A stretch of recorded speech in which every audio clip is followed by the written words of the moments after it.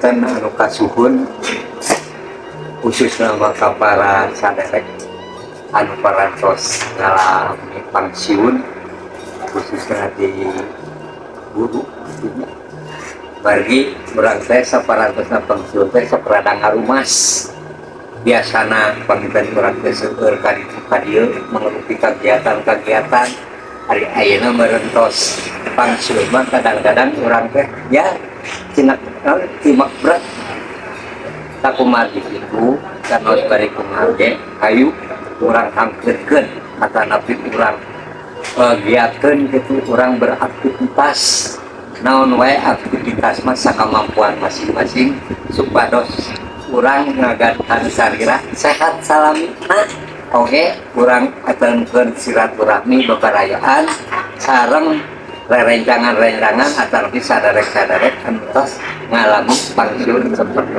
urang sadaya mungkin mun sakitu kagiga atanapi kadede kang para wargi anu tos ngalami pensiun mudah-mudahan urang pusaka itu kanggo naon kitu menyehatkeun badan urang menyehatkeun badan urang supaya urang biasa segar bugar petos dihara-bihari deui bila bisa itu wabillahi taufiq wal hidayah. Wassalamualaikum warahmatullahi wabarakatuh. Kanggo para wargi di mana ayana tong hilap kabar sun Baraya Sunda Cianjur nuhunkeun rojonganana oge di subscribe, like sareng komenna.